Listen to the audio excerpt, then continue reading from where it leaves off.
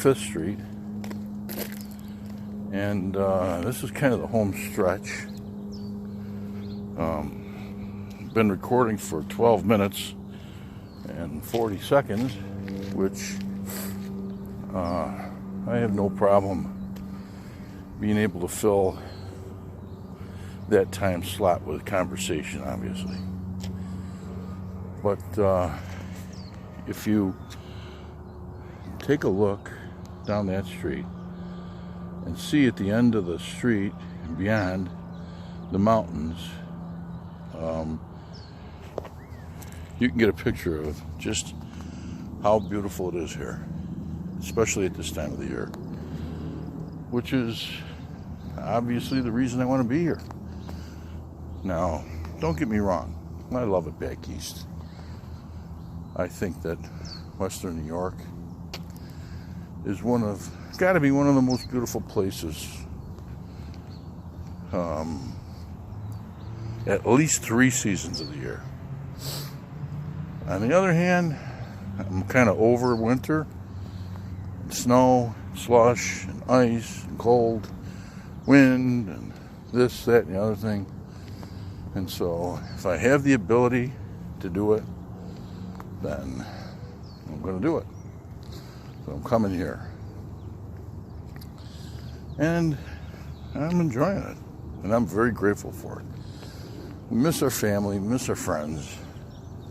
But we stay in touch with them. And that's good. Meanwhile, there's family here and friends here. So, it's kind of the best of both worlds.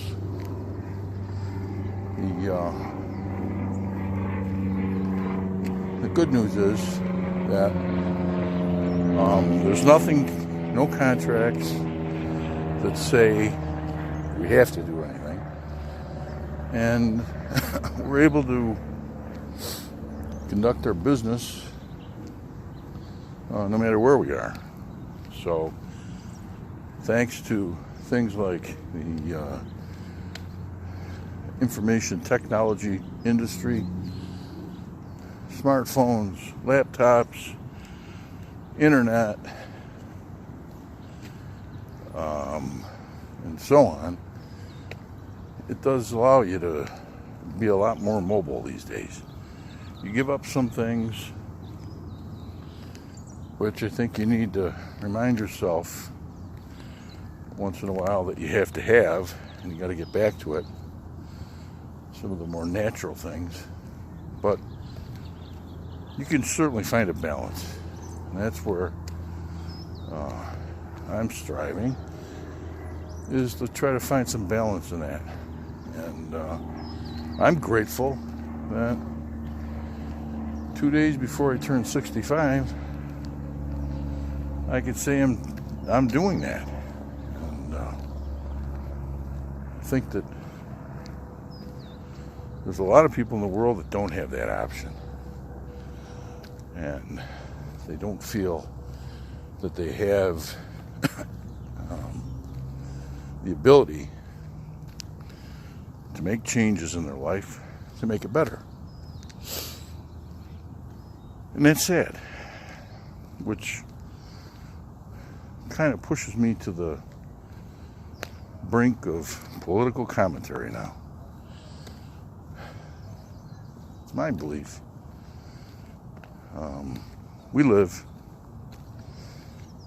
in the best place we possibly could live with regards to personal liberties and freedom of choice and self-determination. These days, the struggle over control of that in our politics kind of depresses me. Well, more than it depresses me, it angers me. And I think that what happens is we're seeing something that happens in a kind of like what happens in a in a failing marriage where people don't want to do things for the benefit of the family because they've found that their differences are so far apart that all they can think about is doing irreparable harm to the other person, regardless of what it does to everybody. So, in the United States of America, it appears as though we're headed for a nasty divorce. And both sides are fighting over control of the assets. And that's a no-win situation. Because the only ones that make out in a deal like that are the lawyers and the attorneys.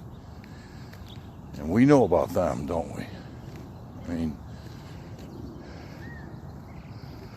you know why New Jersey got all the landfills and New York got all the attorneys. And that's right. New Jersey got first dibs. So, if we're going to be looking for a political solution where the lawyers aren't the only ones that make out, both sides are going to have to try to figure out how not to hurt each other. Now, just like any other marriage, there's just no way two parties can agree on everything. It just doesn't happen. So, you have to work within a framework that allows both sides not only to exist, but to complement each other. And I've often said, I compare it to people having two left feet or two right feet. You got to have a left foot and you got to have a right foot in order to walk straight. If you got two left feet, you're going to walk in a circle one way. If you have two right feet, you're going to walk in a circle another way. So we got to figure out what it is that allows the right foot and the left foot to stop kicking each other. Now, I don't know what the answer to that is yet, but at least one thing, I'm willing to try to find a solution for that and to be open-minded enough to do that. So, I'm home. Yep, going in the back door. It was a good walk. I didn't push it too much. I'm not out of breath. My bones aren't aching. My muscles aren't sore. That's a good sign. Now, maybe tomorrow. We did it in about 20 minutes. So, walk a mile in about 20 minutes. I should probably do that 3 times a day. If I did that, I might lose a pound or two. What do you think? I'll see you tomorrow. Toodaloo.